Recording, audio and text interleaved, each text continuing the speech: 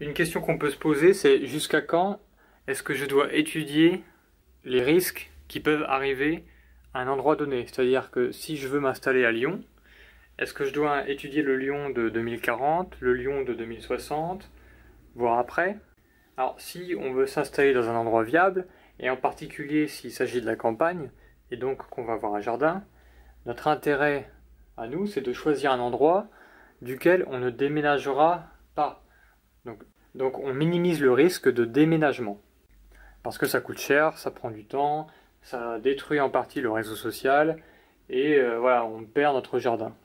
Donc évidemment, il faut considérer l'étude au moins pendant sa durée de résidence. C'est-à-dire que si vous voulez donc y rester toute votre vie, vous devez considérer, je sais pas moi, 30, 40, 50, 60 ans après, après maintenant.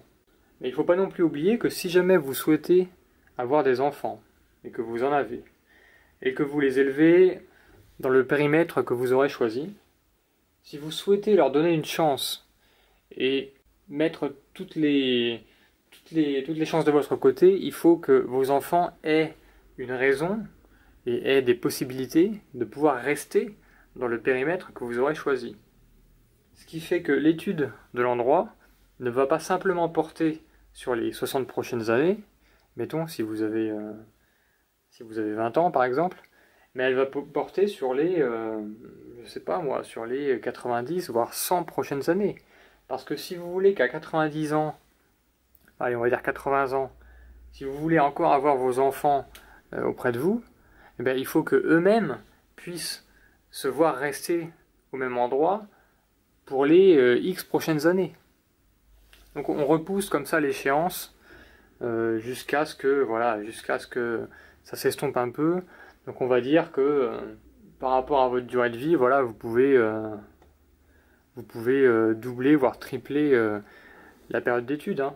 Donc si vous avez 30 ans, voilà, essayez d'étudier pour un siècle. Je pense que c'est raisonnable. Alors quand on a ce type d'échelle très longue, hein, et évidemment très difficile à prévoir en tête, ce qui est bien, c'est que ça facilite le travail du point de vue de certaines catégories, notamment de l'eau. On sait qu'il y a des endroits qui vont être beaucoup desséchés, hein, dans le futur, avec le réchauffement climatique, avec voilà, des changements de saison, avec aussi le fait de couper les forêts fait réduire les précipitations, parce que la pluie tombe en partie grâce aux particules émises par les forêts. Et donc il y a des endroits comme ça, comme le sud de la France, qui vont connaître de moins en moins de précipitations. C'est prévu. Il y a aussi le phénomène des énergies.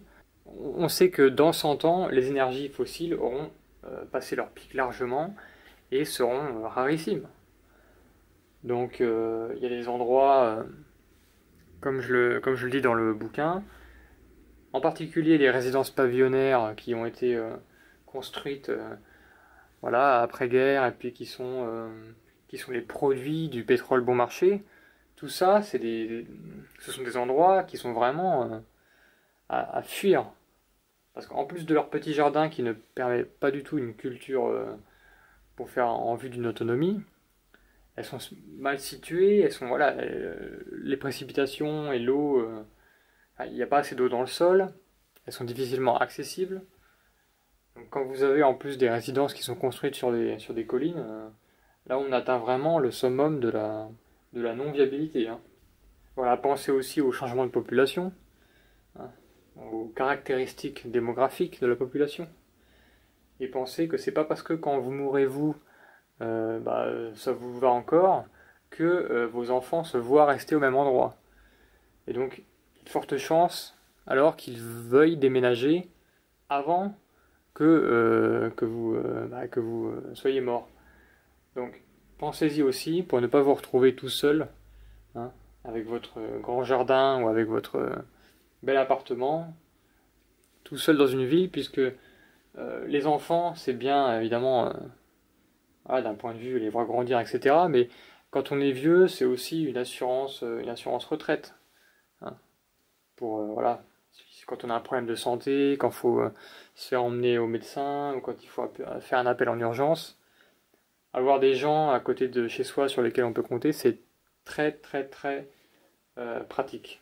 Sachant en plus qu'on sait que le système de retraite par répartition, qui n'est pas très vieux, hein, qui n'a environ que 125 ans, créé par Bismarck, ce système de retraite par répartition n'a pas vraiment de beaux jours devant lui, pardon, et on voit que à chaque fois, tous les ans, on l'a vu en Grèce, hein, ils sont obligés d'augmenter les taux de cotisation, de réduire les retraites et de repousser l'âge de départ pour avoir une retraite à taux plein. Donc inéluctablement, en plus avec le changement du ratio actif sur inactif, inéluctablement on va aller vers une quasi-faillite, hein, voire une faillite totale de ce système de retraite. Et à ce moment-là, vous n'aurez plus que vos enfants, vos amis proches, votre famille, pour vraiment vous aider.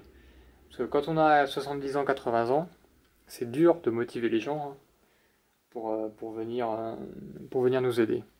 Voilà, merci de m'avoir écouté.